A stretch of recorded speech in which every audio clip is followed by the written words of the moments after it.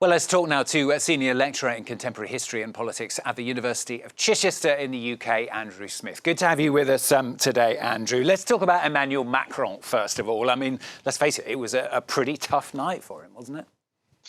Absolutely. He'll be extremely disappointed. Of course, we saw his personal intervention in the campaign. Of course, that, impassioned kind of stump speech he made from the airfield, where he started to talk about this worry of an assembly which would be blocked, about disruption, about the idea that France might find itself in a really challenging position.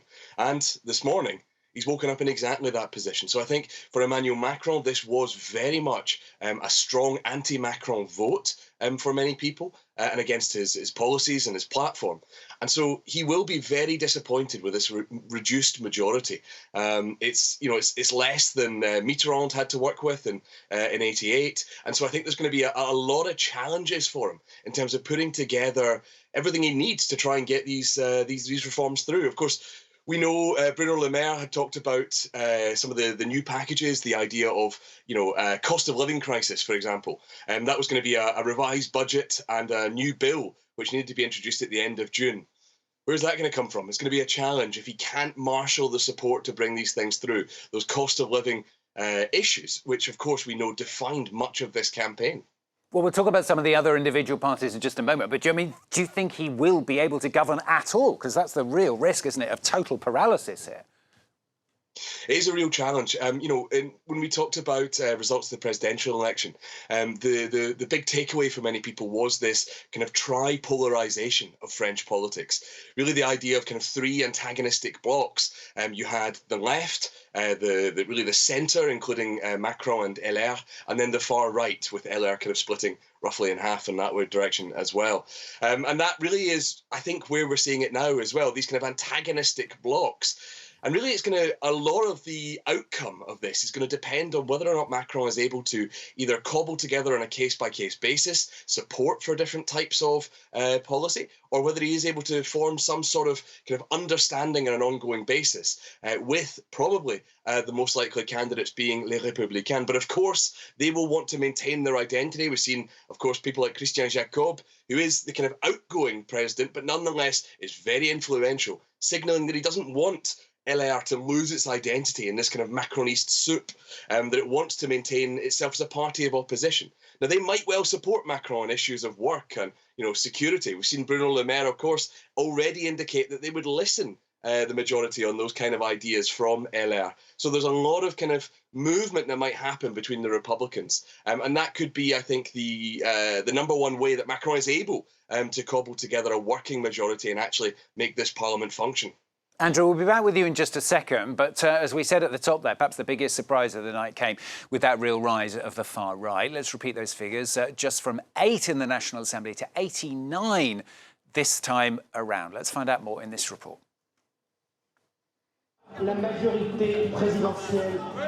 Celebrations in the National Rally headquarters as results come in on Sunday evening. An unexpected and historic score for the party. My feeling? It's obvious. I'm happy. With 89 members of parliament, the National Rally multiplies by 10 times its presence in the National Assembly. After disappointing results in the municipal and regional elections in the last 2 years, the National Rally is now the third largest party in the lower house. Marine Le Pen lands a comfortable win with 61% of the votes in her district against the leftist alliance NUPES. The French people have severely punished a government whose decisions made them suffer a lot in the past 5 years. And it sends a signal to Emmanuel Macron. And a close call for the party that could have declared bankruptcy if the votes didn't add up. Each vote represents €1.50. In total, the party will receive €3.2 million for its 89 elected members of parliament and €7 million for each vote casted in their favour. A total of €10 million a year for the next 5 years. A welcome source of income for a party that's €24 million in debt.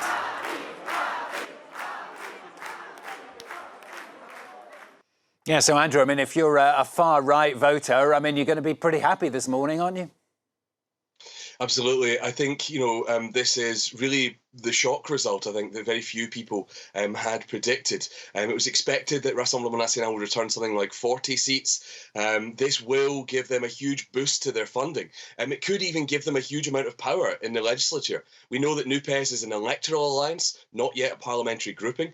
So as things stand, if NUPES can't bring together a parliamentary grouping, then it looks like it could be one of the largest blocs of opposition, the Rassemblement National. And there's a real danger there, I think, because we've seen in their performance in the European Parliament, they're not always that interested in actual governing or legislative work, but rather more in this kind of like tribune function, essentially protesting in Parliament. Now, this is a really surprising result. In part, it's because, of course, Emmanuel Macron really saw NUPES as being the main opposition. They went heavy on demonising Jean-Luc Mélenchon. And in many ways, they talked about the extremes, grouping together NUPES and the far right. And in some ways, that normalised Rassemblement National. And there may have been some vote transfers, and they went on voting against Macron. But really what's happened is the Rassemblement National have kind of sprung up through the cracks about people disappointed with Macron's regime who haven't yet found what they wanted in someone like in an alliance like NUPES. And really it could well be even disappointed LR voters who feel that Macron hasn't come to meet them enough, really, in the aftermath of the presidential. So there are a lot of reasons for this, abstention, of course, being one of the key ones. But it will have a really serious impact, I think, on the direction of politics in this quinquennat, in this session of the Assembly to come.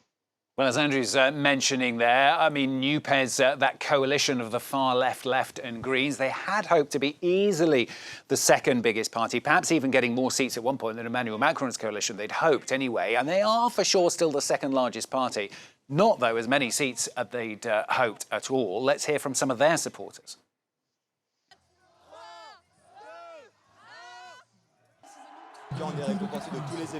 We've been rewarded for all the efforts we've made on the ground for more than 2 months. NUPES now is the main opposition force in the National Assembly. That's historic. We came third in the presidential election. 2 months later, we came first in the first round. Today, we're the main opposition group. So we've shown we're there, and that for the next 5 years we will be there. Mr. Macron, who no longer has an absolute majority, will not be able to pass his reforms as he sees fit, because we will be there, and our MPs will be there to fight. Yeah, I suppose it's kind of difficult, isn't it, Andrew Smith joining us once again, if you're a NUPES voter, whether you should be feeling happy or not. I mean, they are the second biggest party. Most of those parties have done a lot better than they have done in the recent past, and yet they were kind of hoping for a lot more, weren't they? Yeah, absolutely. I think there was, as you said, for a moment, a glimmer in the opinion polls that they might outstrip Macron's centrist majority grouping. And I think that is, in some ways, a disappointment. They will be disappointed also to see those successes for the Rassemblement National. And they find themselves in a position where, they are going to find themselves essentially in combat with Rassemblement National on the floor of the Assembly, trying to kind of position themselves at once against the majority, but also against the far right. And I think there are some real challenges to come. Of course, we will see the Macronist majority attempt to disrupt the unity on the left. We will see them trying to, encourage the Parti Socialiste to kind of shift slightly from France Insoumise or even the Greens. And they may well go to those kind of people when they're looking to try and build these majorities on a case-by-case basis. Of course, we'll know that they will form kind of parliamentary groupings, probably vote as a bloc. People like the Communist Party, they have too few to form a grouping, so they will likely have to join the France Insoumise grouping. The Parti Socialiste may well maintain a separate one, and likewise the Greens, and have this kind of ongoing alliance. But I think there are some great victories for NUPES. We've seen some, really interesting new figures entering Parliament. Of course, Rachel Keke, a brand new kind of figure who, of course, has led this real activist campaign. Will be an inspiring figure to feature in the Assembly. And it will shake up a lot of these kind of old certainties. So it should bring a lot of debate back to the floor of the Assembly. No longer just a kind of talking shop where things get rubber stamped by an absolute majority. This really does bring a lot of power back to the Assembly from the executive. And it'll be very interesting to see how that functions. Andrew, finally, just to sum this all up, if you like, I mean, Is Emmanuel Macron and is the National Assembly now just a lame duck? It's a challenge. In some ways, it will be a lame duck if Macron takes a hostile attitude to it. And we know, of course, he has a year before he can dissolve it and try and call an election again. That would be very unusual within the Fifth Republic. We may well see more of this 49.3, the presidential prerogative used to try and drive things through. Really, a lot is going to depend on the role of the Republicans as kingmakers. I would imagine that Nicolas Sarkozy, of course, this grand impresario of the centre-right, his phone may well be hot this morning as he tries to kind of work the influence across various things. I think it's really going to come down to whether Macron is able to cobble together a working majority on some sort of competence and supply arrangement with the centre-right and Les Républicains, or whether they will hold out and remain a party of opposition. There is going to be a lot more fireworks, a lot more political manoeuvring in Parliament, a lot more political stunts as well, I should think, with motions of censure, calls to the Constitutional Committee, and all the rest of it as well. But I think we're in for a very interesting session of Parliament, and it's really down to this alliance building, whether Macron will be able to make it function for his majority. I get the feeling that'll give Andrew something to think about and talk about as well here on France 24. Thanks very much, Andrew. Andrew Smith joining us from the University of Chichester in the UK to analyse all the latest results